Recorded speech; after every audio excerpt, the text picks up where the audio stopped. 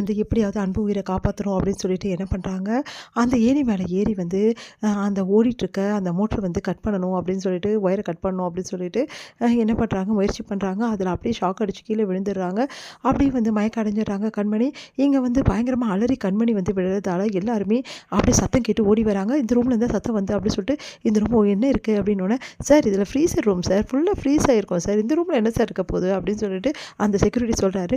இல்லை இந்த ரூமில் தான் சத்தம் வந்துச்சு சொல்லிட்டு ஓடி போயிட்டு கதவை திறந்து பார்க்குறாங்க. பார்த்தா கண்மணி ஒரு பக்கம் விழுந்து கிடக்குறாரு, விழுந்து கிடக்குறாங்க.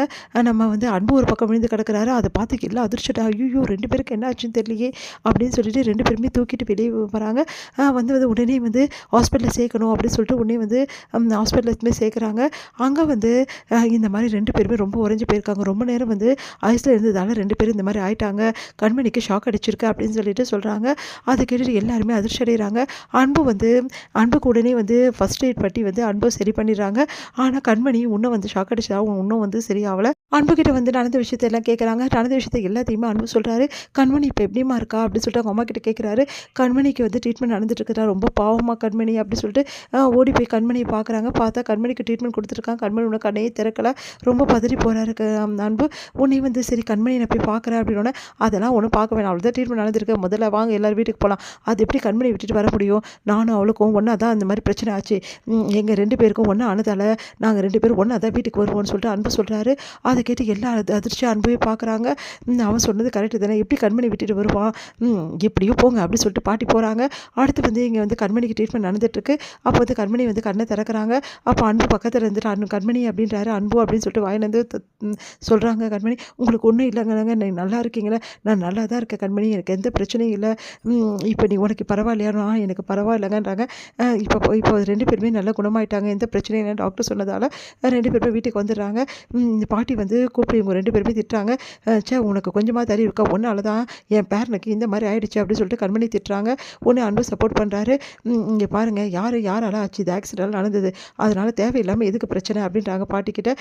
இப்படி தான்டா பேசி தான்டா அவளை ஏற்றி விடுங்க, அவள் ஏற்கனவே பண்ணுறதெல்லாம் தப்பு, உன்னை தப்பு பண்ணுறான் அப்படின்னு சொல்லிட்டு பேசிகிட்டு இருக்காங்க. இந்த சூழ்நிலையில் அன்பும் கண்மணியும் வந்து என்ன பண்ணுறதுன்னு தெரியாமல் தவிக்கிறாங்க. அப்போ அன்புக்கிட்ட கண்மணி சாரிங்க, என்னால் தான் உங்களுக்கு இவ்வளோ கஷ்டமாயிடுச்சு, என்னை மன்னிச்சிடுங்கன்றாங்க. அதெல்லாம் ஒன்றும் தேவையில்லை, நீ தான் வந்து கஷ்டப்பட்டு என் உயிரை காப்பாற்றணும்னு நினச்சல, அதுவே எனக்கு போதும் அப்படின்றாரு. 2 பேருமே சந்தோஷமாக வந்து இருக்காங்க. அப்போ ஃப்ரெண்ட்ஸாக பழகலாமா அப்படின்னு சொல்லிட்டு கேட்குறாரு. சரிங்க, இப்போ வந்து என்கிட்ட நல்லா பேசுகிறீங்க, எனக்கு இது போதுங்க அப்படின்னு சொல்லிட்டு சிரிக்கிறார் அன்பு. ஏங்க உங்களுக்கு சிரிக்கலாம் தெரியுமா அப்படின்றாங்க. என்ன கண்மணி, எனக்கு சிரிக்கவா தெரியாது, உன்கிட்ட சிரிக்கிறது இல்லை அவ்வளோதான் அப்படின்னு சொல்லிட்டு போகிறாரு. இவங்க 2 பேரையும் பார்த்து ரொம்ப சந்தோஷமடைகிறாங்க. நம்ம சிவகாமி வந்து சந்தோஷமாக வந்து கார்த்திகிட்ட சொல்கிறாங்க, எனக்கு வந்து நம்பிக்கை வந்துடுச்சுடா, இதுக்கப்புறம் கண்மணி அன்பு வாழ ஆரம்பிச்சிருவாங்க அப்படின்னோடனே, வாழ ஆரம்பிக்கணுன்னா இந்த வீட்டில் இருக்கவங்க வீட்டிலுமே, இந்த வீட்டில் உள்ளவங்க தான் ஒரு சினிமாவுக்கு போனால் கூட கூடயே போயிடுறாங்க, எதுனாலும் கூடவே செய்கிறாங்க, அவங்கள எங்கே தனியாக விடுறாங்க, ரூமில் தனியாக இருந்தால் போதுமா, எல்லாம் வந்து பழக முடியுமா, வெளியே தெரு போனால் தான் நல்லா பழக முடியும், அதுக்கு நீ என்னடா சொல்கிற அப்படின்னோடனே, என்ன சொல்கிறது, இந்நேரம் எனக்கெல்லாம் கல்யாணம் ஆகிடுச்சுடா, நான் முதல் வேலையை ஹனிமூன் போயிடுவேன்ப்பா, நிம்மதியாக இருப்பேன் அப்படின்னோடனே, ஆமாண்டா சூப்பர் ஐடியாடா, ஹனிமூன் இவங்க 2 பேரும் அனுப்பிச்சு வைக்கணும்டா, சரிடா அன்பு இதுக்கு ஒத்துப்பானா, ஒத்துக்க வைக்கிறோம், சரி அதெல்லாம் போட்டுட்டா, அன்பு பிரச்சனை இல்லைடா, என் மாமியார் ஒத்துக்கணுமே, இந்த வீட்டில் இருந்தாப்பா அடுக்கும், மாமியார் பேச்சை கேட்டு அதுவும் பாட்டி சொல்கிற கதையை கேட்டு இந்த வீட்டில் எல்லாரும் நடக்கிறது, இதெல்லாம் எந்த வீட்லையுமே அடக்காது, நீங்கள்லாம் மாமியாருக்கு லாய்க்கே கிடையாது, மாமியார்னால் ஒரு கெத்து வேணும், அதெல்லாம் ஏதாவது ஒன்று இருக்கா உங்களுக்கு, இந்த வீட்டில் ஏதாவது ஒரு அதிகாரம் பண்ணுறீங்களா நீங்கள், எல்லாம் வேஸ்ட்டு நீங்கள் அப்படின்றாரு.